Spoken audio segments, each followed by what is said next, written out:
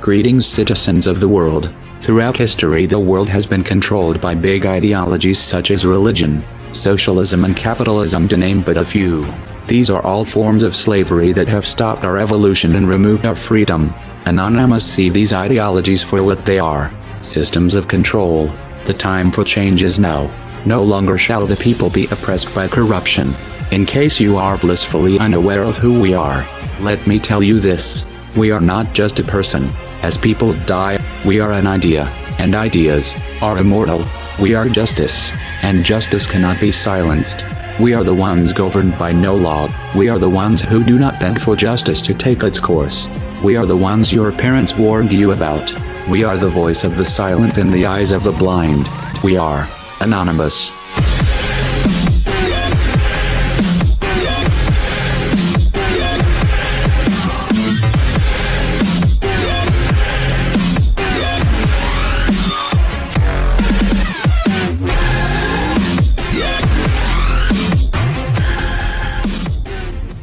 The tendency to relate past events to what is possible in the present becomes more difficult as the scope of the geopolitical environment changes. It is a useful thing, then, to ask every once in a while if the environment has recently undergone any particular severe changes, thereby expanding our options for the future.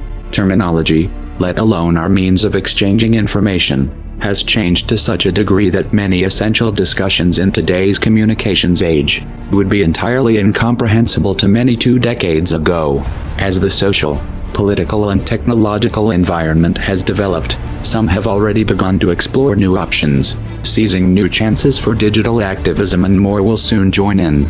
It is time for the rest of the world to understand why. Everywhere you look, the world is suffering. Wars of aggression, companies dumping toxic waste everywhere, governments supporting the poisoning of our water. 1/3 of the world goes hungry, while the other 2/3 throws away 1/3 of their food. We are digging up all the coal and oil of our planet instead of researching renewable methods. Governments and corporations constantly lie, kill, and extort the entire planet's population just for profit, where in America the richest 1% have 42% of the money. You shouldn't have to be convinced that the system we live under must come to a stop.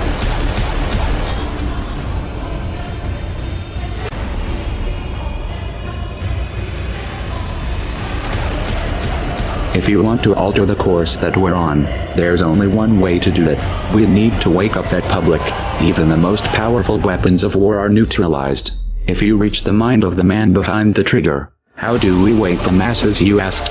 Don't wait for someone to answer that for you. Get creative.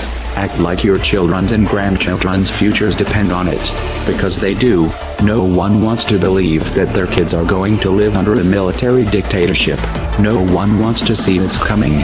So most people put their head in the sand and do their best not to think about it. Those who don't always begin with one question: what can we do? The first thing you need to understand here is, our problem is psychological, not material. You have the means to take back your power, and you don't need a set of specific instructions. You don't need someone to hold your hand and explain your role. You don't need someone to give you permission. Are you going to push this out of your mind because it's uncomfortable, or are you going to convert that discomfort into a driving force?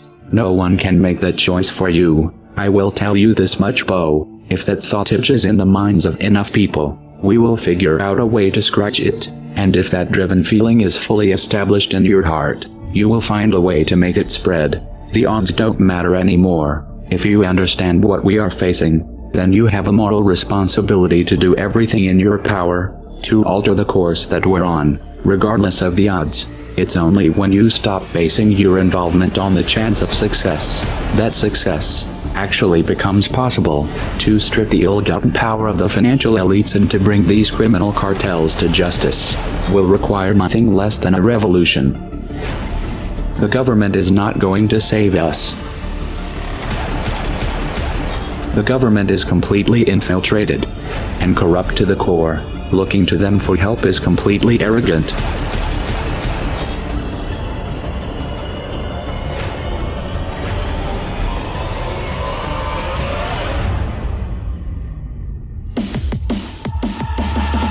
We have to actively work to wake up as many people as possible about what is happening and the direction we are heading.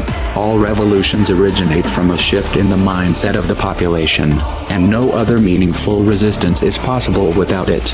When an idea hits critical mass, it begins to spread on its own and spreads to all levels of society. We need more people in this fight. We need more people speaking up, making videos, writing articles, getting this information onto the national and international stage. We are anonymous. We are legion. We do not forgive. We do not forget. Expect us.